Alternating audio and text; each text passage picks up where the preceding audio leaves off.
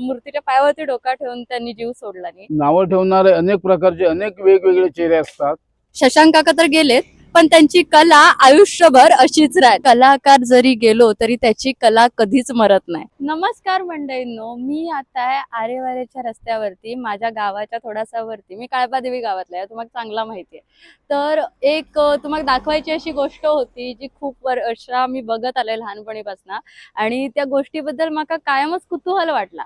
तर सगळ्यात पहिल्यांदा तुम्हाला चांगला माहिती आहे अशा गोष्टी तुम्हाला खय बघू भेटतील तर माझ्या युट्यूब चॅनलवरती, ज्याचं नाव आहे आर्या शेटे अनफिल्टर्ड। कारण इकडे गोष्टी फिल्टर केलेल्या नाहीत, जा काय तर तुम्हाला सगळा खराच भेटणार आहे। तर मी आता तुम्हाला ती एक गोष्ट दाखवते, त्याच्या आधी त्याचा एक इतिहास सांगते की आमच्या गावात शशांक पेंटर म्हणून एक काका होते, शशांक कोकाटे काका।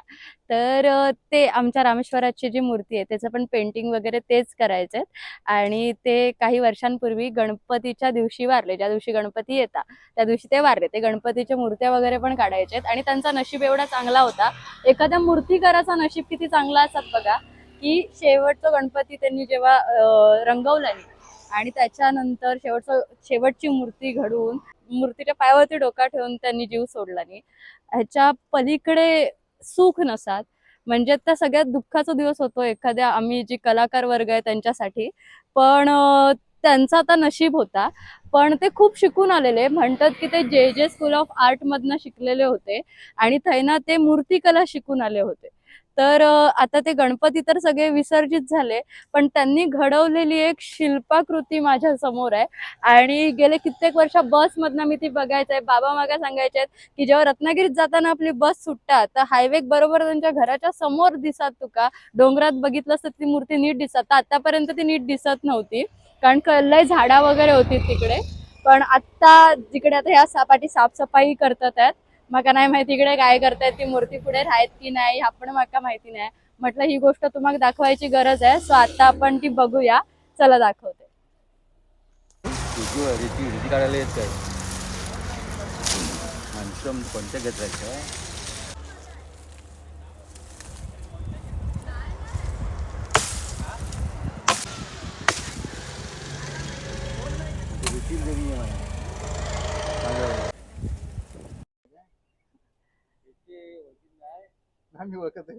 नाही ते वरती कुठे येणं माझं।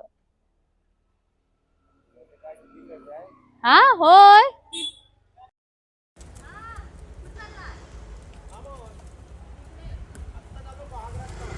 तर आता मी ह्या मूर्तीचा तुम्हाला लोकेशन सांगते। तर लोकेशन आहे ना, मी आता गणपतीपुळे रत्नागिरी मार्गावरती उभी आहे, जिकडनं सगळे टुरिस्ट तुम्ही जाता।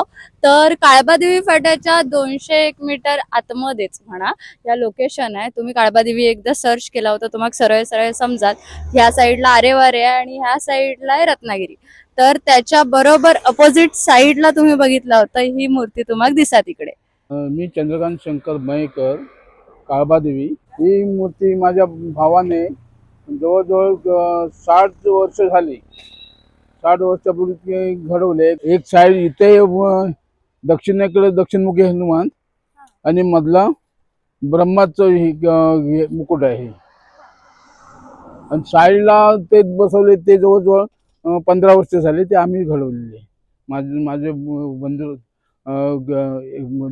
दुसरा भाऊ माझा आणि मी। हा, हे साईड गणपतीची ती आता घडवायची आहे ती।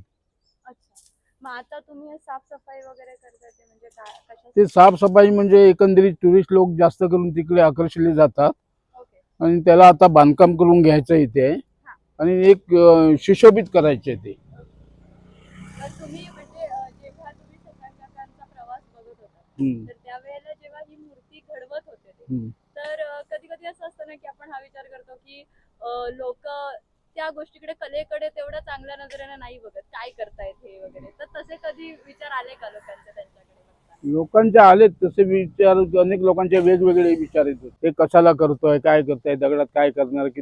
तशी लोक काय वेळेला त्याची म्हणजे चेष्टाही करायचे की काय करतोय हे दगडामध्ये, त्याचा काय उपयोग होईल की काय। पण त्याची एक कलेची आवड होती। तो जे स्कूल ऑफ आर्ट मध्ये त्याचं शिक्षण झालं होतं पूर्ण। त्यानंतर आल्यानंतर त्यांनी ते चालू केलं होतं। साधारण माझ्या माहितीप्रमाणे 55 वर्ष तरी झाले असतील कमीत कमी, पण डिटेल मी सांगू शकत नाही. मी तेव्हा 10वीला होतो, 10वीच्या आसपास 9वी-10वीला होतो त्यावेळेला. त्यावेळेला म्हणजे त्याला किती वेळ काकांनी बनवलं होतं, म्हणजे किती वेळ गेला याच्यामध्ये? याच्यामध्ये बरं थोडं थोडं करायचं तू त्याचं म्हणजे बाकीचा व्यवसाय सांभाळून तो थोडं थोडं करायचं. जसं टाइम मिळेल तसं 2 तास 3 तास असं करायचं. आणि आता म्हणजे मला जेवढं माहिती आहे, काका मूर्तिकार होते, गणपतीची मूर्ती वगैरे सर्व ते काढायचे. आणि आपलं रामेश्वराचं जे रूप आहे ते पण तेच रंगवायचं. तर आता ते काम तुम्ही करता ना? आता मी करतो ते. तर मग तुम्हाला त्याच्याबद्दल कसं वाटतं, म्हणजे ते रूप रंगवताना नाही, तुम्हाला ते काय भयंकर समाधान होतं. जे मी ते कुठलीही मूर्ती मग देवाची म्हणा कुठलीही रंगवताना, रामेश्वर कालिकेचं रंगवताना भयंकर समाधान वाटतं. ते रंगवायला म्हणजे एक प्रकारचं रूप येतो आणि त्या लोकांना आपला देव एक आशीर्वाद देतो असं वाटतं. ते अशी मी नजर त्या मूर्तीची नजर अशी ठेवतो की लोक प्रसन्न होतात. तिथे लोकांना समाधान वाटतं. हे तुलाही माहिती की असेल समजा. आणि लोक अनेक, मी रंगकाम करताना अनेक लोकांनी मला तसं त्यांनी हे दिलेलं आहे की तुम्ही चांगलं काम करता, किंवा हे खरोखर लोकांपुढे आता मिरवणूक होते त्यावेळेला ती मूर्तीची मिरवणूक काढतात त्यावेळेला त्यांना असं चांगलं वाटतं की आपल्याकडे खरोखरच आपला परमेश्वर रामेश्वर आपल्याला आशीर्वाद देत आहेत. आणि मला सांगा, म्हणजे जर पुन्हा कधी म्हणजे अशी मुलं असतात ज्यांना शिल्पकलेमध्ये आवड असते, तर त्यांना समाज नावं ठेवतो की हे काय करतात, तुम्ही जसं मगाशी बोललात, तर त्या नावं ठेवणाऱ्या समाजाला तुम्ही ह्याच्याबद्दल काय संदेश द्याल? नाही, ते नावं ठेवणारे अनेक प्रकारचे अनेक वेगवेगळे चेहरे असतात, पण ते नाव ठेवतात हे चुकीचं मला वाटतं. हे त्यांना चेष्टेचेहऱ्याने करत असतात, ते चुकीचंच आहे. एक ही कला ही सांभाळणं हे महत्वाचं आहे. त्या कलेचं चीज होत नाही हे बरोबर आहे.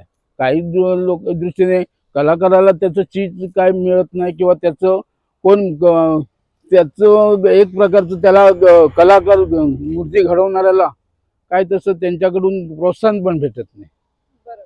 पण मूर्तिकाराक स्वतःच्या कलेने जो घडवतो त्यालाच समाधान, मानसिक समाधान मिळत असतं. चालेल काका, थँक्यू सो मच. वेलकम. तुम्ही असेच रामेश्वराची नजर आमच्यावरती अशीच ठेवा. जेवढं मला शक्य होईल तेवढं मी ते मूर्तिकाम करत राहणार. लोकांपुढे ते चेहरा दाखवत राहणार रामेश्वराचा. ती आशीर्वाद राहू दे रामेश्वराची, कालिकेची. चालेल, थँक्यू काका. वेलकम.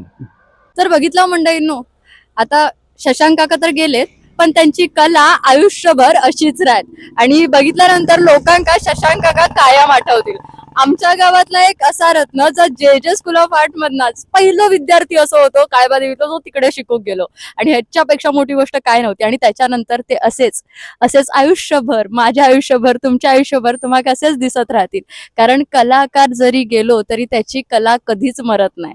आणि जर तुम्हाला ह्यो कंटेंट, ह्यो व्हिडिओ, ह्यो व्लॉग आवडलो असाल तर तुम्ही नक्की लाईक करा, शेअर करा, कमेंट करा, सबस्क्राईबही करा चॅनल. आणि माका सांगा की माझ्यामध्ये अजून काय बदल हवे, माझ्या व्हिडिओमध्ये काय बदल हवे, आणि जे काही टिप्स असतील किंवा जे काही तुम्हाला गोष्टी आवडलेल्या असतील ते माका नक्की सांगा. ठीक आहे.